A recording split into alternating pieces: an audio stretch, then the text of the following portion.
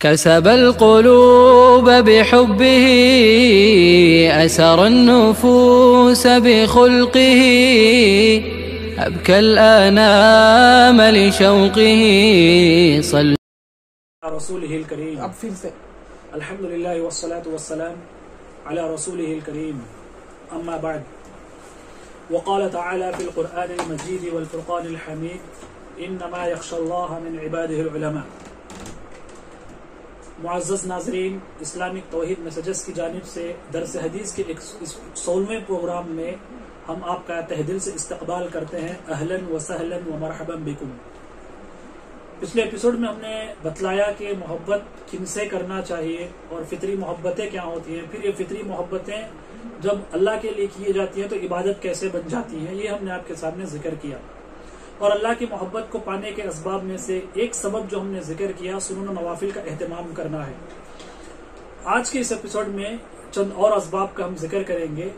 دوسرا سبب یہ ہے کہ اللہ کی خاطر تمام محبتوں کو بالائے طاق رکھنا، اللہ کی محبت کو پہلا پریفرنس دینا، پہلی چوائس اللہ کی محبت ہونی چاہیے ہمارے دل میں. تو دنیا کی محبت، شوہر کی محبت، بچوں کی محبت، بیوی کی محبت، اولاد کی محبت، لگژری لائف کی محبت، ان تمام محبتوں کے سامنے اللہ کی محبت جو ہوتی ہے، اللہ کی محبت کے آگے ان محبتوں کو جھکانا اور ان محبتوں کو اپنی دلوں میں جگہ نہیں دینا. مال کی محبت آ رہی ہے تو ہر قسم کی محبت کو اللہ کی محبت کے سامنے سلنڈر کرنا، اللہ کی محبت کو سب سے پہلا درجہ دینا، یہ عقید توحید سے متعلق اہم مسئلہ ہے اور ایمان میں اضافہ ہوتا ہے.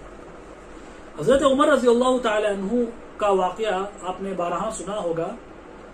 حضرت عمر رضی اللہ تعالی عنہ اللہ کے رسول کے پاس آتے ہیں اور اللہ کے رسول سے کہتے ہیں، بخاری اور مسلم کی روایت ہے، اللہ کے رسول، میں دنیا میں موجود سب چیزیں، یہاں تک کہ میرے والدین اور میرے بچے، سب سے زیادہ میں آپ کو چاہتا ہوں بجز سوائے میری جان کے. یعنی میری جان میرا پہلی پیورٹی رہے گی، اس کے بعد آپ رہیں گے، ایسی میری محبت ہے آپ سے.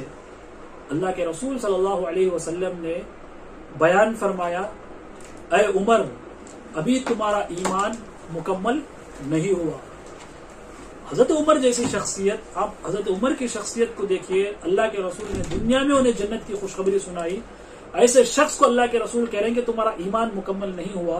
تو یہ محبت کے سلسلے میں جو دنیا کے لوگوں کو ہم محبت بانٹتے پھرتے ہیں، ہم اور آپ کتنے پیچھے ہوں گے.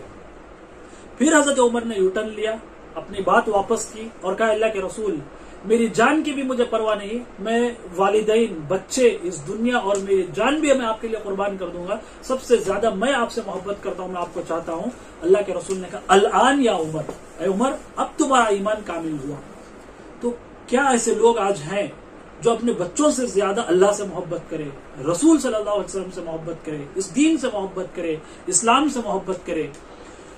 تو یہ اللہ کی محبت کو پانے کا سب سے اہم سبب اور دوسرا سبب یہ ہے کہ تمام محبتوں کو اللہ کی خاطر لٹا دینا، یہ سب سے اہم ہے. اور یاد رکھیے، ہر محبت کی ایک لذت ہوتی ہے، لیکن جس بندے کو اللہ سے محبت ہو جائے، اس محبت کی جو لذت ہوتی ہے، یہ تمام دنیاوی لذتیں پھیکی پڑ جائیں گی. اور وہی بندہ یہ محسوس کرتا ہے جو حقیقی معنوں میں اللہ سے محبت کرتا ہے، دعوے کرتا نہیں بلکہ حقیقی معنوں میں اللہ سے محبت کرتا ہے. یہ دوسرا سبب تھا جو ہم نے آپ کے سامنے ذکر کیا ہے. تیسرا اور اہم سبب اللہ سے محبت کا یہ ہے کہ اللہ تعالیٰ کے اسماء و صفات کا انسان مطالعہ کرے. توحید کی 3 قسمیں، ربوبیت، الوہیت، اسماء و صفات. تو اللہ تعالیٰ کے جو اچھے اچھے نام ہیں اور اچھی صفات ہیں، ان کا مطالعہ جیسے جیسے آدمی کرتا ہے، اللہ سے محبت انسان کے دل میں بڑھ جاتی ہے. اور ایسا قرآن نے کیوں کہا سورہ فاطر میں، انما یخشی اللہ من عبادہ العلماء، کہ علماء ہی حقیقت میں اللہ سے ڈرنے والے ہوتے ہیں. اور یہ مجرب بات ہے، ایکسپیرینس کرنے والی بات ہے کہ علماء کے مقابلے میں عام عوام الناس، اگر ہم جنرلی طور پر بات کریں یا اگر مجموعی اعتبار سے بات کریں، علماء کا طبقہ ہوتا ہے جو اللہ سے زیادہ ڈرتا ہے عوام الناس کے مقابلے. فردی اعتبار سے بات کریں، ہو سکتا ہے کوئی عالم دین کے مقابلے میں ایک عام آدمی اللہ سے زیادہ ڈرے، لیکن علماء کا طبقہ کیوں اللہ سے ڈرتا ہے؟ اس لیے کہ ان کے پاس اسماء و صفات کا علم ہوتا ہے. اور اسماء و صفات کو اس منہج پر سمجھے جیسے اس کے صحابہ اکرام رضی اللہ تعالی عنہم اجمعین نے سمجھا ہے. یہ تیسرا سبب ہے اللہ تعالیٰ کی محبت کو پانے کا. چوتھا سبب، اللہ تعالیٰ نے ہمارے اوپر جو احسانات کیے ہیں، اللہ تعالیٰ نے ہمارے اوپر جو انعامات کیے، ان انعامات کو یاد کرنا، ان احسانات کو یاد رکھنا، یہ اللہ کی محبت کو پانے کا سبب ہے. کہا جاتا ہے انسان اپنے محسن کے پیچھے بھاگتا ہے. الانسان عبید الاحسان، انسان جو ہے احسان کا غلام ہوتا ہے. میں آپ پر احسان کرتا ہوں، آپ میرے اوپر احسان کرتے ہیں، اور انسان ایک دوسرے پر کتنا احسان کر لے گا، کہیں نہ کہیں کوئی نہ کوئی بات چھوٹ جائے گا ضرور، کہیں نہ کہیں کوتاہی ضرور نظر آئے گی. لیکن جب سے انسان پیدا ہوا ہے قیامت تک اور انسان کی موت تک اللہ تعالیٰ کے بے شمار احسانات انسان کے ساتھ لگے ہوئے ہوں گے. اور یہ انسان کی فطری بات ہے، انسان جو ہے وقتاً فوقتاً اس کا اعتراف بھی کرتا ہے جب وہ مصائب میں گر جاتا ہے کہ اللہ نے مجھے اس مصیبت سے بچایا، اور اللہ میرے اوپر جتنا مہربان ہے شاید میں سمجھتا ہوں کسی اور پر اتنا مہربان نہیں ہے. انسان یہ حقیقت کا اعتراف بھی کرتا ہے. تو اللہ جو ہمارے حق میں سب سے بڑا محسن ہے. یاد رکھیے والدین بھی انسان کے حق میں اتنا مخلص نہیں ہو پاتے، وہ اتنا محسن نہیں ہو پاتے جتنا اللہ تعالیٰ اپنے بندے سے متعلق ہوتا ہے، جتنا اللہ تعالیٰ اپنے بندے سے متعلق محسن ہوتا ہے. اسی لیے اللہ تعالیٰ قرآن مجید میں بیان فرماتے ہیں وَمَا بِكُم مِّن نِعْمَةٍ فَمِنَ اللَّهِ، جو بھی نعمت تمہارے پاس موجود ہے وہ اللہ کی جانب سے. وَإِن تَعُدُّوا نِعْمَةَ اللَّهِ لَا تُحْصُوهَا، اور اللہ کی نعمتیں تمہارے اوپر اتنی ہیں اگر شمار کرنے لگ جاؤ گے تم شمار نہیں کر پاؤ گے. اسی لیے مسلم کی ایک روایت آتی ہے، جب ہم بستر کے آغوش میں ہوتے ہیں، بستر کی پناہ لینے جاتے ہیں، تو ایسی صورت میں ہمیں عمل کیا کرنا چاہیے، دن بھر ہم نے کیا کیا اس کا جائزہ لے، اس کا محاسبہ کرے، اپنے نفس کا اینالائز کرے، اور اس دعا کا اہتمام کرے جو نبی کریم صلی اللہ علیہ وسلم نے بتلایا. اور حقیقت میں یہ دعا دیکھیں کتنی بہترین ہے. اللہ کے رسول فرماتے اذا آوا الى فراشه كل ليله تذكر نعم الله، جب ہر رات تم بستر پر جاتے ہو سونے کے لیے اللہ کی نعمتوں کو یاد کرو، اللہ کی نعمتوں کو ذکر کرو. وقال حمد، اللہ تعالیٰ کی حمد و ثنا بیان کرتے ہوئے، اور الحمدللہ الذی اطعمنا، یہ دعا پڑھے کہ تمام تعریفیں اللہ کے لیے جس نے ہمیں کھلایا، وسقانا، اور ہمیں پلایا، وکفانا، اور اللہ ہمارے لیے کافی ہو گیا، وآوانا، اور اللہ نے ہمیں پناہ دی. کتنے ایسے لوگ ہیں جو فتنے میں پڑے ہوئے ہیں. حجاب ہی کا خود مسئلہ دیکھیے، حجاب کا فتنہ کچھ خواتین کے ساتھ خاص ہو گیا ہے، کچھ خواتین الحمدللہ بچے ہوئے ہیں.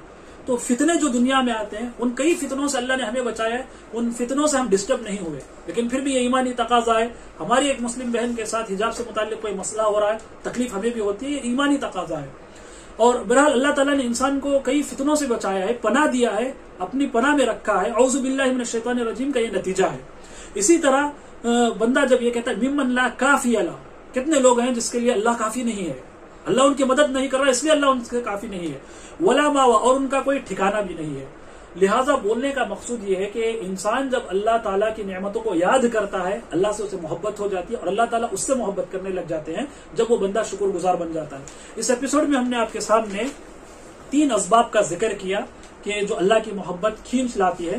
ایک تو تمام دنیا کی محبتیں اللہ کی محبت کے سامنے پھیکی پڑنی چاہیے، اور اللہ تعالیٰ کے اسماء و صفات کا مطالعہ کرنا چاہیے، اور آخری اللہ کی نعمتوں کو یاد کر کے اللہ کا محبوب بندہ انسان کو بننا چاہیے. اللہ تعالیٰ سے دعا ہے کہ اللہ تعالیٰ ہمیں اللہ تعالیٰ کی محبت نصیب فرمائے. آمین. وآخر دعوانا ان الحمد للہ رب العالمین.